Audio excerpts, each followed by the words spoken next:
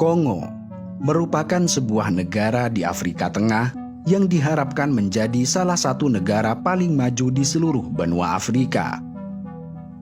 Potensi sumber daya alamnya yang melimpah seperti berlian, emas, dan tembaga adalah harapan bagi terwujudnya kemakmuran. Tetapi sayangnya, kenyataan yang harus mereka terima sangat jauh dari harapannya. Saat ini, Kongo menghadapi tantangan yang sangat mengkhawatirkan berkenaan dengan tingkat kemiskinan yang sangat parah dan menyebar luas. Ketidakstabilan politik, korupsi, dan konflik bersenjata yang terus bergulir sepanjang waktu telah membatasi pertumbuhan ekonomi dan merugikan kualitas hidup rakyat. Dan ini menjadi rangkaian cerita tragis tentang bagaimana sebuah negara dengan potensi yang besar bisa jatuh begitu dalam kubangan kemiskinan. Pada tahun 1960, Republik Demokratik Kongo meraih kemerdekaan dari Belgia. Kala itu, negara ini menonjol sebagai salah satu negara industri paling maju kedua di seluruh benua Afrika. Kongo saat itu memiliki sektor pertambangan yang berkembang pesat dengan sumber daya alam berlimpah seperti tembaga, berlian, emas, dan uranium yang menjadi andalan bagi ekonomi negara ini. Selain itu, sektor pertanian Kongo juga relatif produktif, sehingga negara ini menjadi produsen kopi, karet, dan minyak kelapa sawit yang terbesar di Afrika. Kendati demikian, kemerdekaan pada tahun 1960 itu tidak memberikan kesejahteraan dan kemajuan sesuai yang diharapkan oleh negara tersebut. Sebaliknya, kemerdekaan ini justru menjadi tonggak awal bagi munculnya kemiskinan yang parah di negara ini.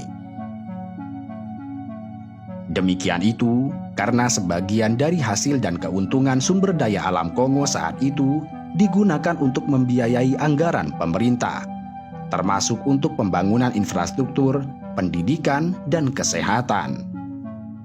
Di sisi lain, sebagian besar hasil dan keuntungan sumber daya alam Kongo justru digunakan untuk kepentingan pribadi pejabat pemerintah melalui praktik korupsi dan penggelapan anggaran. Perusahaan Amerika, Perancis, dan Belgia yang beroperasi di Kongo juga mendapatkan keuntungan yang besar dari sumber daya alam negara tersebut. Keuntungan itu diperoleh dari kegiatan pertambangan, perkebunan, dan penebangan hutan. Dan tentu saja, sebagian besar keuntungan ini dialirkan ke luar negeri, tanpa memberikan manfaat yang berarti bagi rakyat Kongo.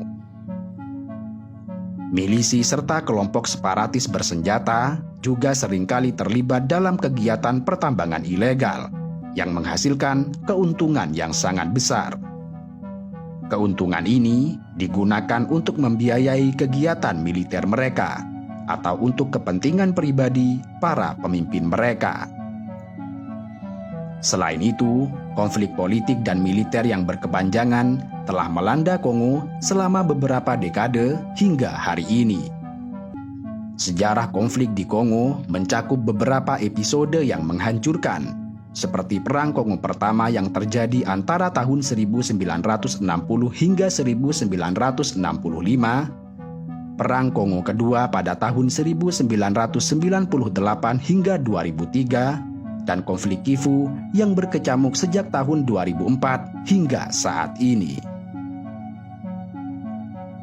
Konflik-konflik ini telah menelan nyawa jutaan manusia, memaksa jutaan orang untuk mengungsi, dan mengakibatkan kerusakan parah pada infrastruktur serta perekonomian negara ini. Konflik ini menciptakan lingkungan yang tidak aman bagi bisnis, serta menghambat pembangunan dan investasi di Kongo. Akibatnya, perekonomian Kongo mengalami kemandekan dan mengakibatkan kerugian yang signifikan selama beberapa dekade terakhir.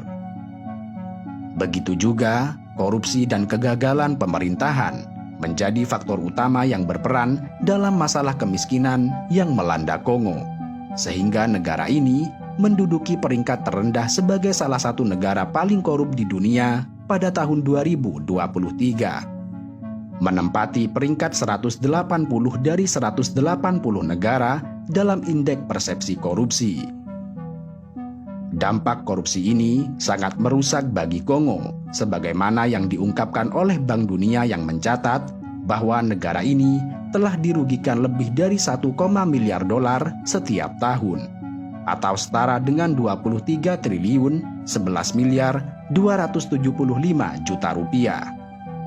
Bahkan, laporan PBB pada tahun 2020 mengungkapkan dampak korupsi justru lebih parah lagi, mencapai hingga 2,5 miliar dolar per tahun atau setara dengan 38 triliun 352 miliar rupiah. Korupsi bukan hanya menguras kekayaan negara, tetapi juga mengikis tata kelola pemerintahan yang baik dan menghambat upaya pembangunan yang berkelanjutan di negara Kongo. Korupsi merupakan masalah sistemik yang melanda Kongo dan telah menyebar di semua tingkat pemerintahan, dari tingkat presiden hingga pejabat lokal. Oleh mereka, dana publik seringkali disalahgunakan untuk kepentingan pribadi, termasuk pembelian barang mewah, pembiayaan kampanye politik, atau pembayaran suap.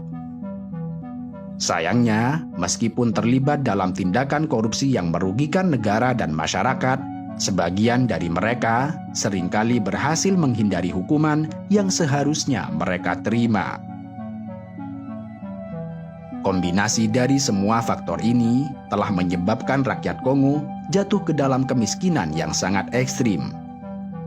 Menurut Bank Dunia, pada tahun 2022, sekitar 60,4% penduduk Kongo hidup di bawah garis kemiskinan internasional.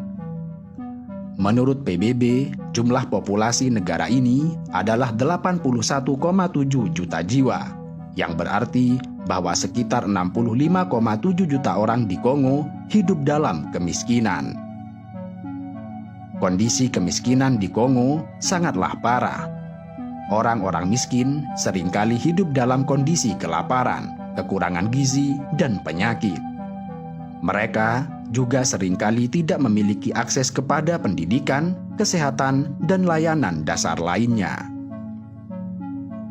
Dengan demikian, kekayaan sumber daya alam yang dimiliki oleh Kongo ibarat sebuah ladang yang hanya dapat dinikmati oleh segelintir orang yang seharusnya dapat memberikan kesejahteraan bagi rakyat. Karena itu, adalah tepat jika pengamat ekonomi mendefinisikan apa yang dialami oleh Kongo ini sebagai kutukan sumber daya alam. Karena faktanya, di tengah lumbung harta yang mereka miliki, masyarakat justru hidup dalam kondisi kelaparan.